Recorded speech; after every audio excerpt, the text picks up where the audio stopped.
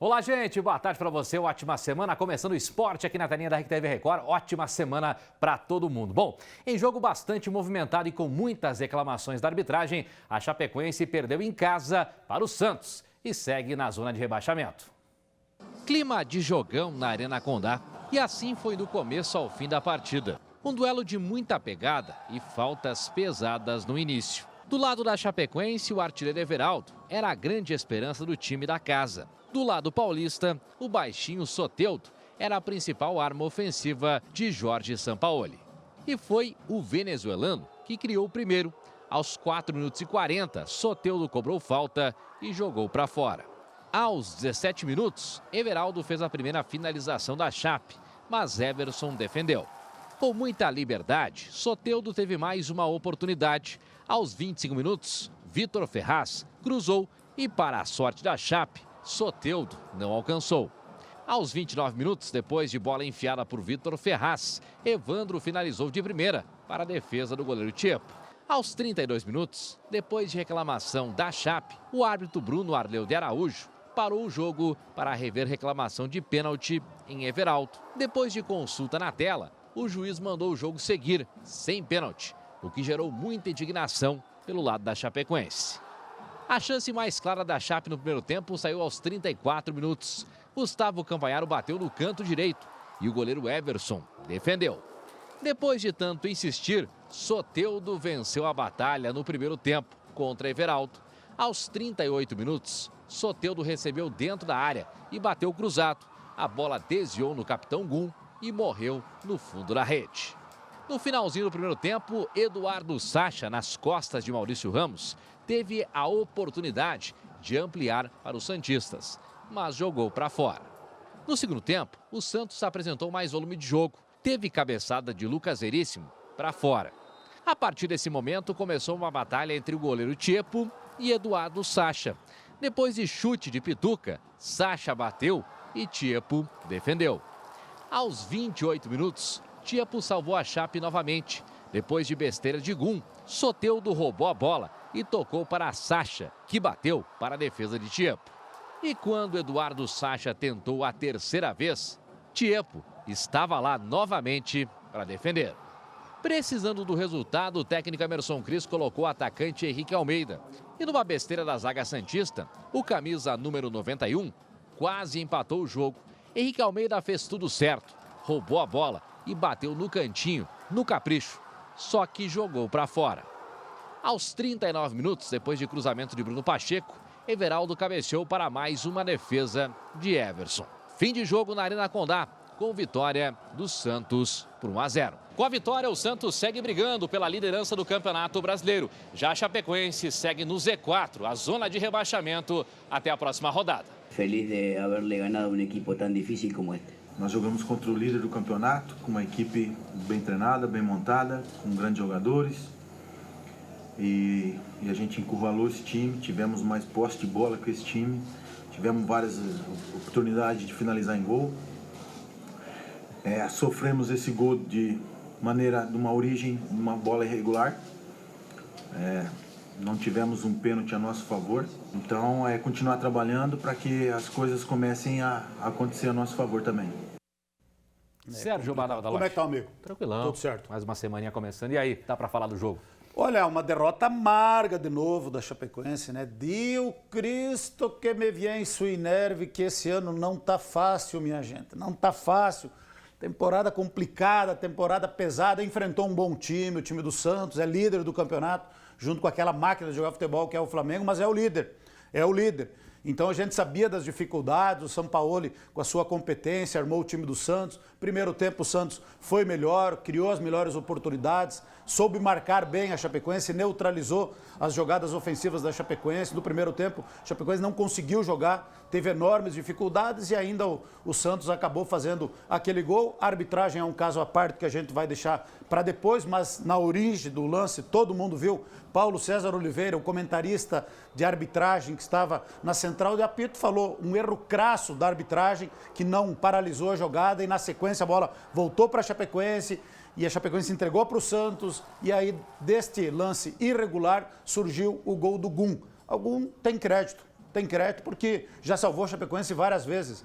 Inclusive na rodada anterior contra o Botafogo, tirou um gol em cima da linha, evitando a derrota, né? Então, infelicidade de um zagueiro mesmo com a experiência do Gum de fazer o gol contra, e a Chapecoense não teve reação na primeira etapa. Aí, no desespero, o técnico Emerson Cris fez algumas alterações no segundo tempo, deixou a Chapecoense mais ofensiva, começou o jogo com 3 zagueiros e terminou com 1. Foi para cima do Santos. Aí teve, conforme dito pelo Emerson Cris, teve posse de bola, teve volume de jogo, chegou mais à frente, mas aí faltou o mais importante no futebol, que é acertar o último passe, que é acertar o cruzamento, que é acertar a conclusão.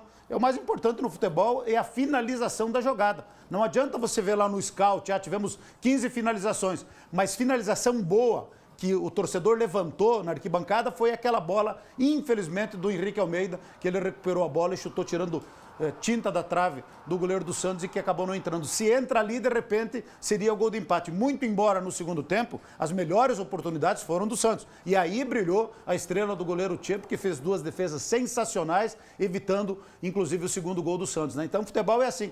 Desorganizou um pouco atrás, se expôs, partiu para cima. No contra-ataque, o Santos poderia ter liquidado a fatura. Mas o problema é que está faltando o mais importante na Chapecoense. O Emerson Cris tomou a primeira providência, que foi acertar a defesa, de certa maneira acertou, a Chapecoense diminuiu o número de gols sofridos, mas agora o ataque é que não está conseguindo marcar. O ataque está sendo inoperante. Aí, nesse jogo especificamente do Santos, quantas vezes o Eduardo subiu pela direita para acertar um cruzamento não foi fácil.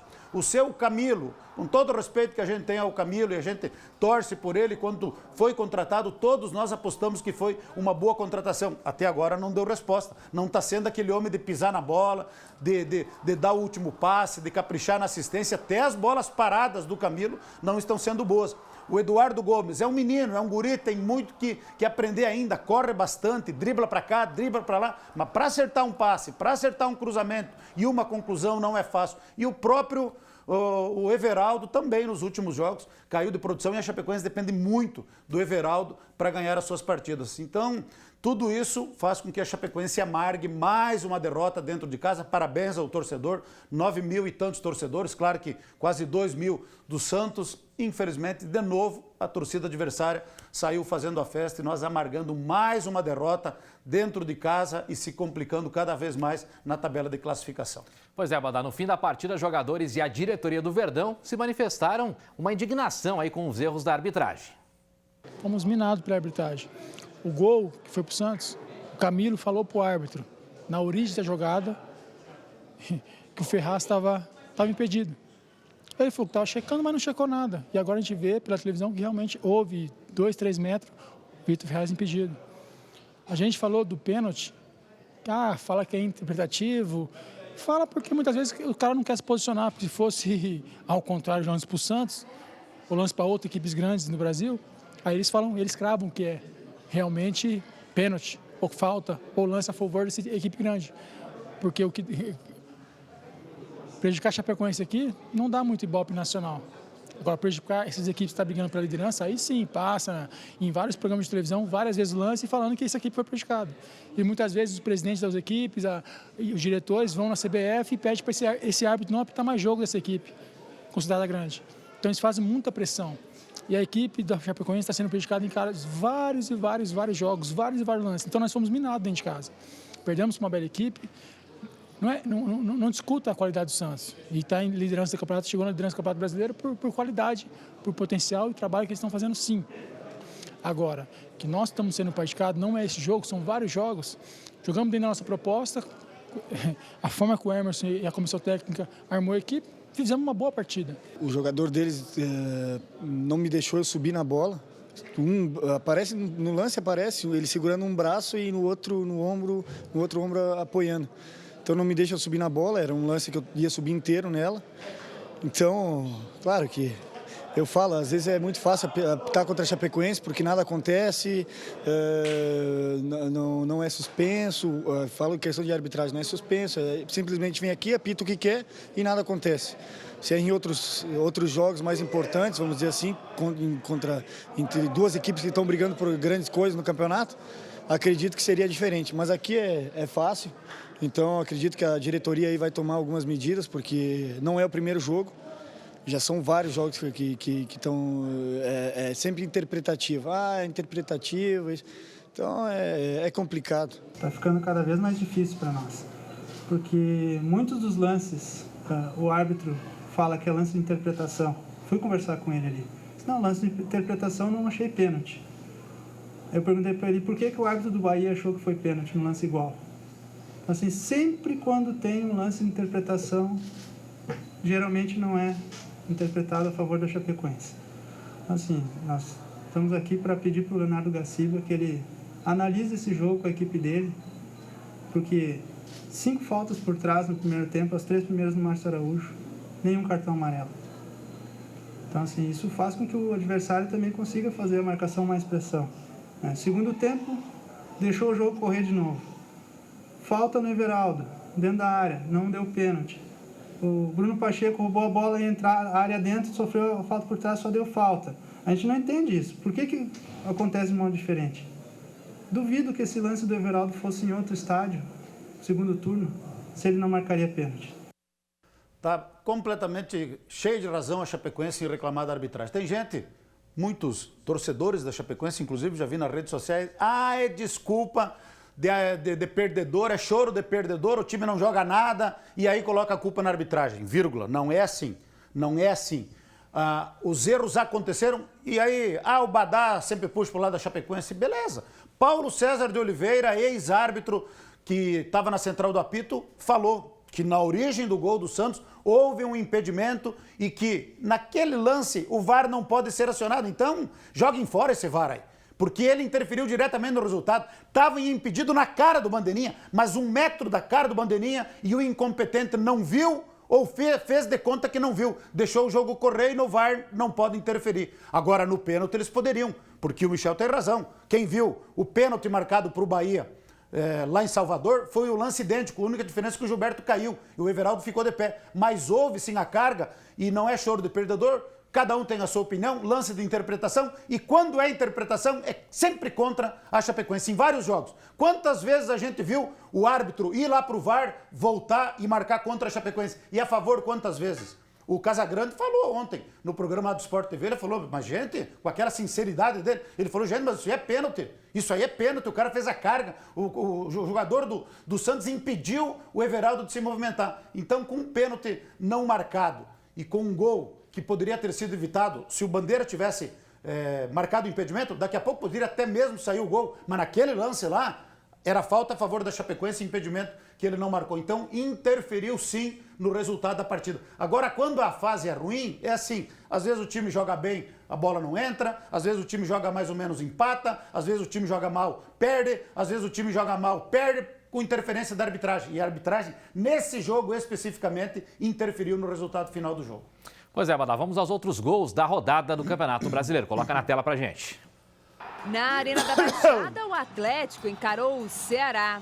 E a rede balançou apenas uma vez. Nicão fez o único gol da partida.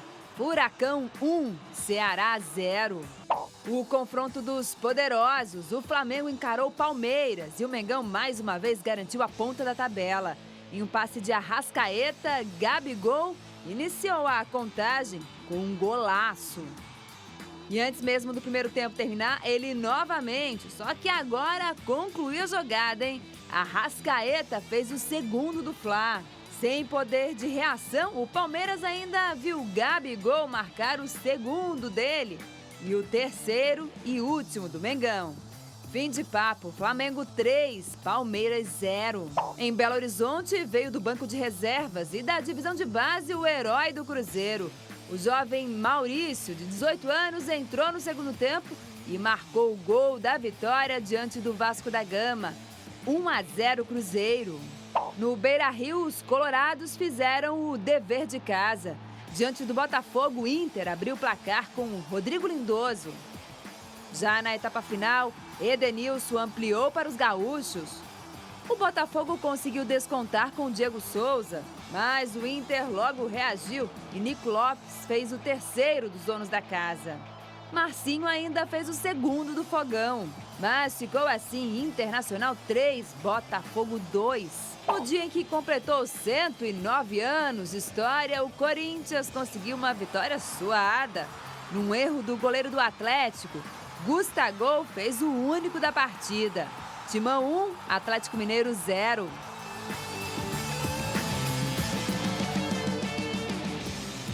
E amigo, né, o goleiro, né? Bela Começou bem a reposição, bola. o goleiro Cleiton, né? Isso. Cleiton, goleiro do Atlético Mineiro. Bela reposição de bola no pé do jogador do Corinthians para armar a jogada para o Corinthians fazer o gol. Parabéns. Rodada termina hoje, né, Badá? Tem Fluminense e Avaí, às 8 horas da noite lá no Maracanã. Fecha a 17ª rodada do Brasileirão.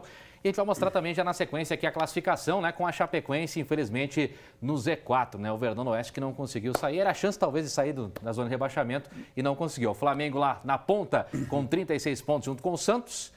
Arrisca um palpite aqui, quem vai ficar na frente, Ivana? Pelo momento, por aquilo que está jogando, o Flamengo hoje é o melhor futebol da América, não só do Brasil. Os caras estão gastando de jogar bola. Ontem foi um show para cima do atordoado time do Palmeiras, né? Meu pai. Então, você vê o Santos jogar aqui, ganhar de 1-0, sofrido, com a ajuda da arbitragem, depois você vê o Flamengo jogar no outro dia, é Flamengo favorito. Mas eu ainda não descarto o Palmeiras. Está passando por um momento de dificuldade, logo ali na frente pode se recuperar. Muito embora se respeite a campanha do Santos e a força do Corinthians e também do São Paulo. Pois é, o Palmeiras está aqui, ó, quinto colocado com 30 pontos. São Paulo que não conseguiu ganhar dos reservas do Grêmio, sábado de manhã, ficou empate de 0-0. 0-0, exatamente. Bom, na parte de baixo aqui, Chapecoense 17ª com 14 pontos, Fluminense 18º com 12, CSA 19º com 12 pontos também, e o Avaí, o Lanterna, não venceu ninguém ainda, o Lanterninha com 7 pontos ganhos. O Fluminense vencendo hoje, passa a pode passar Chapecoense. Eu não acredito, continuo não acreditando que o Cruzeiro vai permanecer nessa posição aí. Eu acho que em algum momento o Cruzeiro vai se recuperar e vai sair desta confusão. Então a gente tem que focar ali, ó, Vasco, Ceará, Goiás, Fortaleza, são esses os clubes que podem entrar para a confusão. Só que vai passando o jogo, vai passando rodada, vem rodada, entra rodada, e a Chapecoense não consegue sair dali. E pela projeção atual, se você pegar Santos ali que está o Vasco, 20 pontos, hoje seriam necessários no mínimo 45 pontos para poder ficar ali junto com esses clubes que têm 20 pontos. 45, Chapecoense tem 14. Isso quer dizer que precisa marcar mais 31 pontos. 31 pontos seriam 10 vitórias e um empate. E temos pela frente 21 jogos. Tem que ganhar metade. Tem que ganhar 50%. Até agora, em 17, ganhou 3. Pois é, para a gente fechar o esporte agora, hora do abraço.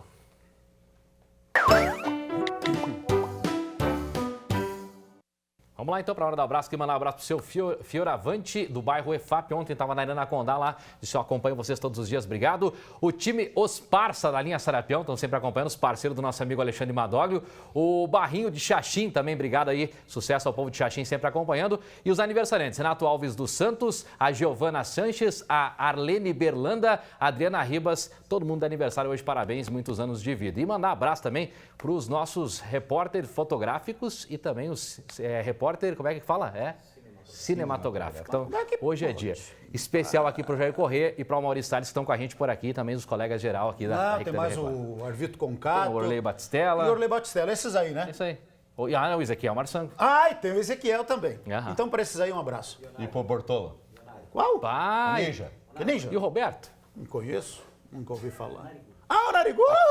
O Roberto aqui. Mas claro, Ninja, então, repórter cinematográfico. Parabéns a todos vocês. E um abraço para a garotinha Alara. Ela tem apenas um aninho, a família está em festa do meu amigo Alexandre Todeschini, que é avô da pequena Lara, que ontem completou um aninho de vida. Então, parabéns para todos vocês aí. Parabéns para Ana Paula. Elis, do bairro EFAP, tá mandando um abraço aí para os filhos gêmeos, o Breno e o Bernardo, que hoje completam 13 anos. Parabéns aí para a garotada. Felicidades.